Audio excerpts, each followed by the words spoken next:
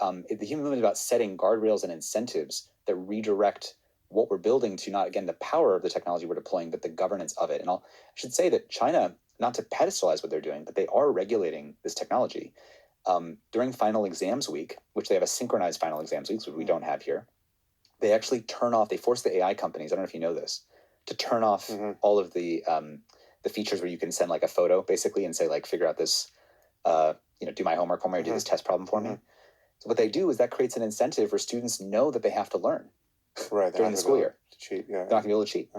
Now, we can't do that. We don't have a synchronized final exam week, but I have a friend who's a TA at Columbia, and he was teaching the econ class to, whatever it was, the students at Columbia. And during the final test, they couldn't even label the difference between the supply line and the demand curve. Like, it's very obvious which society is going to win if you play this forward. China is actually banning anthropomorphic design. They have regulations for what they call anthropomorphic design to deal with the chatbot suicide issues, young kids, attachment hacking, things like that. And again, I'm not saying we should do exactly what they're doing. I'm just saying they're doing something, and we can democratically have citizen assemblies come together and say we want to regulate this technology differently. They have guardrails on social media. 10 p.m. to 6 in the morning, it's lights out. So literally, if you try to open the app, it's like CVS, like it's just closed. And it opens again at 6 in the morning. What that does is it eliminates late night use for young people, just for young people.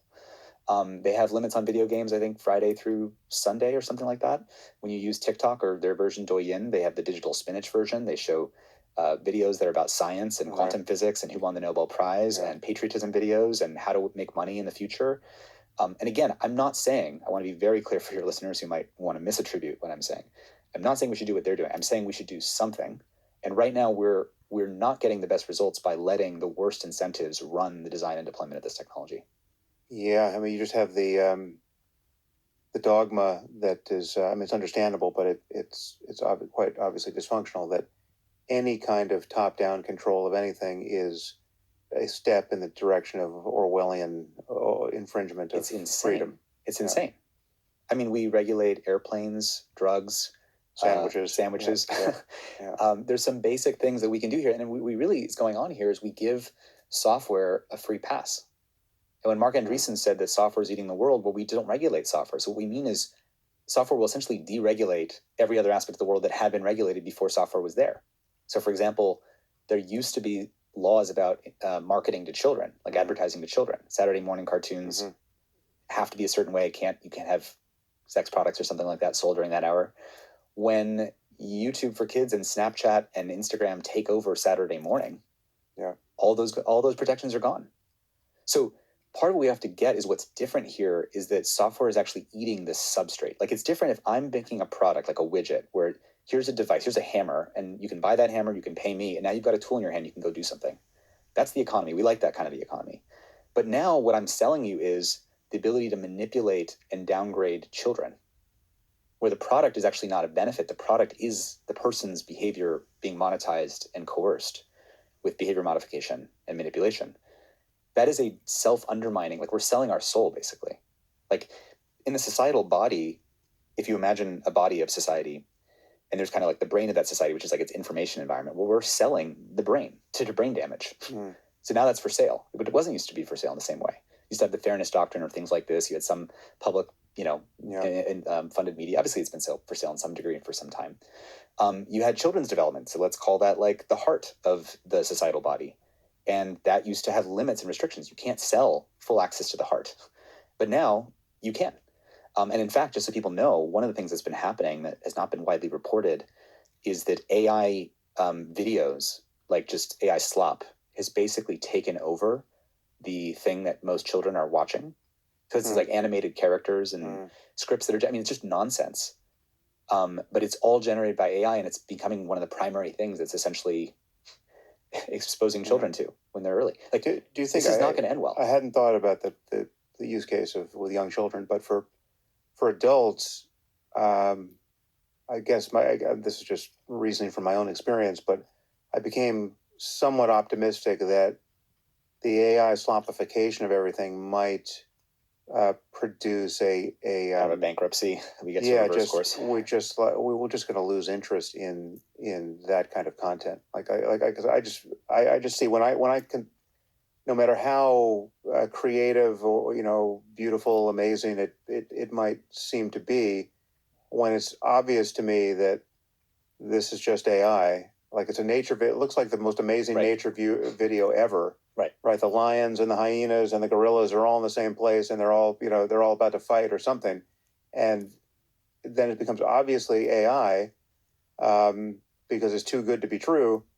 I have no interest in seeing it. Yeah. Right. So but we might all just withdraw our attention from these channels. I was hopeful for that as well. And there's many people who wondered whether or not essentially you hit a kind of bankruptcy on user-generated content sites because it'll be flooded by AI-generated content.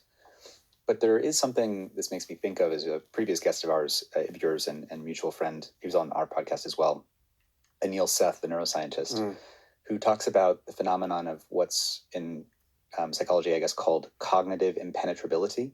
So there's a kind of things where if I tell you that something is going to work on you, like psychologically, by telling you about it, your brain can kind of like escape the cognitive trap. So a good example of this is, this is not going to be great for your listeners because it's visual. It's the example of the cylinder on the checkerboard in the background where you get the different colors. And it's like an optical illusion where essentially the colors are the same, but they look like they look like a very different shade. They look like a different shade because of the adjacency. Right, And I can show you that your mind is playing a trick on you. Right. But then even by showing you, it doesn't disarm the illusion. Yeah. The illusion persists. Yeah. And another example of this that plays out in AI is AI companion. So there's often this regulation that people they want to have laws that say AIs must disclose that they're an AI so that you don't confuse them with being a human. Sounds like a great law. It is a good idea.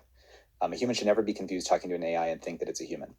So in the character.ai case of Sewell Setzer, the young 14-year-old who committed suicide because the AI had engaged him in that way. At the top, the AI, there's a character.ai, they have a little disclaimer that said everything written here is made up by AI. But it's small, and the actual care and text of what the AI is saying is so powerful and so persuasive that the disclaimer doesn't do anything. Right. And I think with AI-generated content, there's a similar thing, because I would have agreed with you or thought it might go that way, but I will find myself opening up YouTube and seeing there's some like 1950s Panavision version of Star Wars. And I'm watching it for 2-3 minutes. I'm like, why am I doing this? I know I'm literally one of the world's experts on this whole phenomenon, and it doesn't make a difference that I know about this. It's just very engaging. Now I regret it. I don't like it. And if I could, I would want a world that filters that out. I mean, I do think there are things that we could know they were purely created by AI where we wouldn't care. In fact, we just want the best version of that thing, right? So like if you told me, I don't know, there's, a new car was designed by AI, right? But it's just the most gorgeous car I've ever seen. Yeah. Well, I'm going to be just as enamored of that car. I mean, I just don't care whether humans designed it or not. I just want it's the aesthetics of the car that are going to capture me, right? But when you're talking about information and whether or not it is real, right? Whether or not it seems to depict some corner of reality, and yet it's possible that it's just all fake because of how good AI is now at faking things. Then that does force a kind of epistemological bankruptcy when you're in the presence of totally credible fakes. So it's like I mean, the last night where the war in Iran was a ceasefire was declared last night, and missiles were still raining down on Tel Aviv apparently. Right. But I saw some video and I realized I can't tell whether this is real or fake. Right. I just have to wait for some credible gatekeeper to have done their due diligence to tell me, okay, this is what's happening. So the net result is I wasn't going to spend any time scrolling. I mean, I've deleted my Twitter account anyway, so I spend much less time scrolling than would be normal. But still, I mean, I can, even without an account, I can be lured into wanting to see some real-time news information on social media about what's happening in the world. But when I start hitting videos where I think, okay, there's some possibility here that this is just, someone just created an AI video of a missile hitting the Dome of the Rock. I'm pretty sure that's not true. Right. I just simply withdraw my attention. Well, I mean, this has been talked about for ages, that the biggest risk of deepfakes isn't that you think that something is true that isn't. It's that you start Nothing's to true. that You nothing can't- is you can't true or know, real. yeah, And yeah. the elimination of facts, and you've had Timothy Snyder on here, and what helps give rise to fascism and things like this is the inability for facts to be established at all. Yeah. Or when something is presented to you on any side of the political spectrum, by the way, this is not a biased statement, that you would just say, well, that's just a deep fake. You dismiss because we live in confirmation But bias. what I'm hoping for is that the onus will fall entirely on social media. I mean, places like X, and we will still look to places like the New York Times to give us some ground truth as to what's actually happening. Are there really missiles hitting Tel Aviv right now? Well, I can't tell from X because X just showed me Jerusalem blow up, and so presumably, and this just comes down to whether or not real gatekeepers can have real tools that are they can reliably detect deep fakes. But you can imagine a world where, if you're again designing social platforms to explicitly be healthy for the epistemic commons, for the information environment, and to deepen our capacity to make sense, they could track the things that we look at, and then when there's a correction, make sure that algorithmically it gets injected into your feed, so you're never letting the false stuff just get the residue. So one of the problems you're sort of hinting at as well is there's a residue effect, that even just by being exposed to something, we actually kind of forget later which things were true, which things were not true. Yeah, there's an illusory truth effect. Illusory truth effect, and what is it, source attribution error? Like we just figure out, we forget where we heard things, we just remember that we heard it. Yeah. And it's the availability heuristic, that the things that are available to your mind, the things that you remember more often.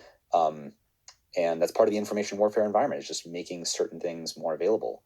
But I will say, on the kind of optimism side, it's funny how people think that I'm some kind of doomer, I think. And it's just funny because I actually feel like this is all coming from the deepest form of optimism, which is to be maximally aware of how shitty the situation is and how it's way worse than what people think.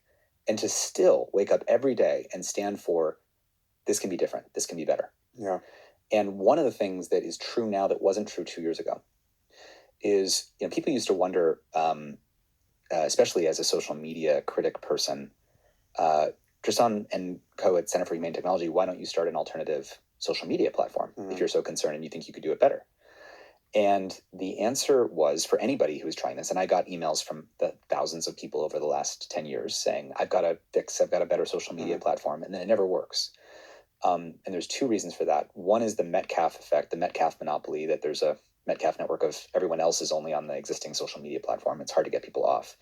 And two is that if you start another social media company or product, the only way that you can finance it into the long term is with venture capital, which means you need to generate certain kinds of returns, which means you get what Eric Weinstein calls the embedded growth obligation, or an ego, where something has to grow infinitely, which means you get into toxic business models where you have to maximize engagement and you have to follow the perverse incentives for getting those investor returns.